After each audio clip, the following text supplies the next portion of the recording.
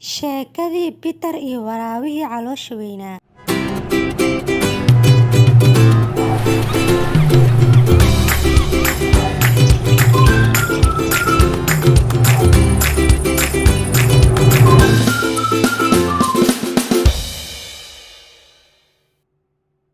Peter wuxuu ahaa wiil yar, wuxuuna booqday awoowihiisa. Awoowihiisana wuxuu guri ku lahaa duurka dhexdiisa, duurkaasoo ah duur aad u qurux badan. Subaxyada ka mid ah, Peter wuxuu go'aansaday inuu baxo oo banaanka soo fiiriyo. Wuxuuna iska furay albaabka, asigoona aaday dhanka iyo duurka. Wuxuu raadinayay saaxiibo aad u fiican, kuwaasna waxay kala ahaayeen shimbirta yariista ahayd iyo booloboolada. Wuxuuna helay ayagoo isku qeylinayaan oona isdagaalayaan. Waxayna isku heesteen labadooda midka taalantiga leh. Ani ayaa ka taalanta fiican, maxaa waa beebi karaa? Maya, aniga ayaa ka taalantire, maxaa waa tawaalan karaa? Shimbirtii yareed iyo booloboolada waxay ku sii lagaadeen dagaalkooda.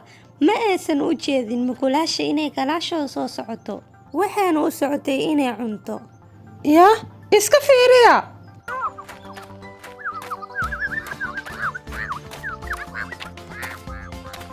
Peter, maxaa inta ka samaynaysaa? Awoowe, aniga waa iska ciyaaraya oo keliya. Dadka waxay dhahaan keentan waxaa ku nool waraabo aad u weyn. Orod baxaro, martaban ha isku dayin inaad banaanka u soo baxdid.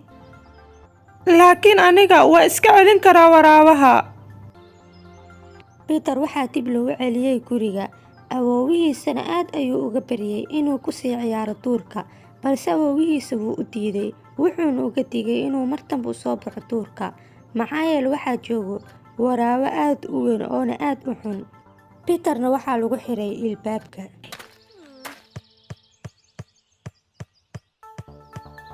Peter wuxuu bilaabay inuu ciyaaro banooni, balse wax yar kadib wuxuu ogaaday inuu caajis ku dareemayo.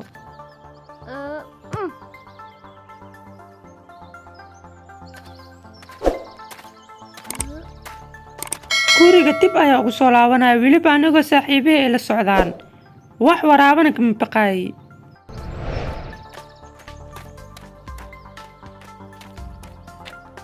Peter wuxuu bilaabay inuu la ciyaaro saaxiibihiisa oo marwalba isdagaali jireen, balse markan waxaa soo baxay waraabihii weynaa.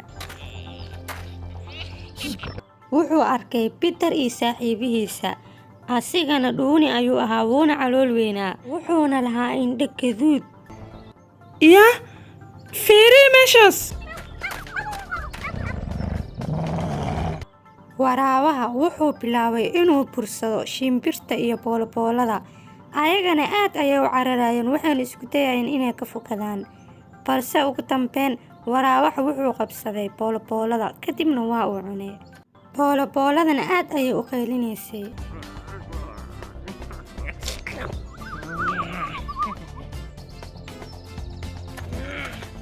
Caawi Peter, waa ku baryayay caawi. Waa inaan qorshe keenaa si ay u guuleysto waraabahan. Peter wuxuu ku fikiray qorshe, wuxuuna koray geed aad u dheer. Wuxuuna bilaabay inuu jaro xirig ku dhaganaa geedka. Shimbir, waraabaha wareeri. Shimbirta markay bilaaday inay wareeriso waraabaha aad ayuu u wareeray, waxna wuu arki waayay.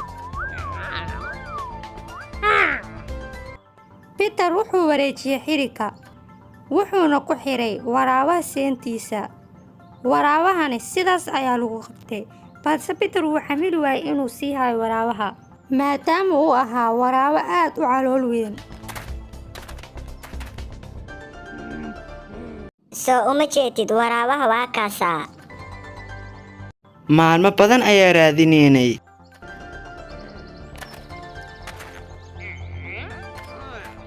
Joojiya, waraabahan ha dilina, aniga ayaa soo qabtay.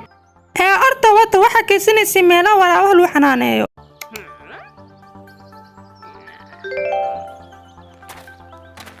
Ugaarsatada waxay ka soo dejiyeen geedka waraabaha, kadibna waxay ku xireen shabaq weyna wateen. Peter awoowihiisana wuxuu u soo baxay si uu u raadiyey Peter.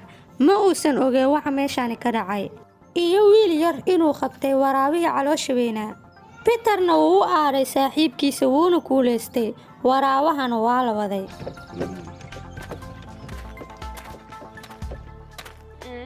Peter wuxuu tawaraacay waraabaha iyo ugaarsatada. Awoowihiisana asigana wuu tawaraacay. Kadibna wuxuu ogaaday wax walba sida u dhaceen. Waa la yaab, wiilkayga Peter ma waraabihii xumaa qabtay. Shaqo wanaagsan.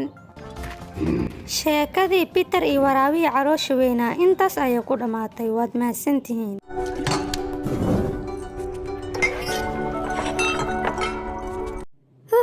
Hadda waxaa fiirinayaa xogaha isoo gaaray.